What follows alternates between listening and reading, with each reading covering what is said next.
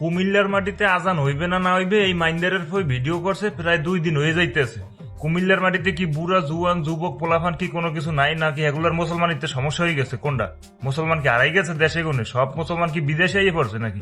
বাংলাদেশে দিকে কারো কোনো আওয়াজ দেখা যায় না। সমস্যাটা কোন জায়গা? বাংলাদেশের আইন তো এগুলো নিয়ে কোনোদিন কাজ করে নাই, করবো না। ইসলাম ধর্ম সম্পর্কে কোনোদিন আইন ও দেশের সরকার হোক আইন হোক কোনো হালায় কাম করে না আর করবো না। কিন্তু ওই যে এলাকায় ও তো কোনো জায়গায় না কোন জায়গায় বড় হয়েছে, ও তো মানুষ নাকি? অতটা পরিচয় আছে ওর আশেপাশে তো মানুষজন আছে না? এগুলো একটা মুসলমান না। ও কুমিল্লে থাকুক আর যেহেনে থাকুক, ওর এই ভিডিও করার 6 ঘন্টার মধ্যে ওর অবস্থা খারাপ করে দেওয়া উচিত ছিল। ওর ওই মুখ পাড়াইয়ে মাটির লোকে মিশিয়ে দেওয়া উচিত ছিল। কিন্তু এখন পর্যন্ত একটা খবর, একটা ভিডিও, একটা বার্তা এই ধরনের কোনো কিছু অনলাইনে দেখি নাই। কেউ কোন হেডাম হয়ে গেছে যে বাংলাদেশের কোনো মানুষ এখন তো তার কিছু করতে পারে নাই। চেহারাটা মনে রাখতে দেবেন, আর যে যেখানে পাইবেন পাড়াইয়া এই মুখটা, যে মুখ দিয়ে কইছে কুমিল্লার মাটিতে আজান হইবেন, ওর মুখটা পাড়াইয়া মাটির লগে মিশাই দেবেন এককালে। কোনো আইন নেই, কোনো এই বিষয়ে আবার আইনের চিন্তা করা লাগে নাকি? আইন আমার কি করবে, আমার ফ্যামিলি কি হবে? ইসলাম নিয়ে যেন কথা কইছে হেন ওর তো মারিয়ে গেলে 1 সেকেন্ডও চিন্তা করবো না। কি কয় না না কয়?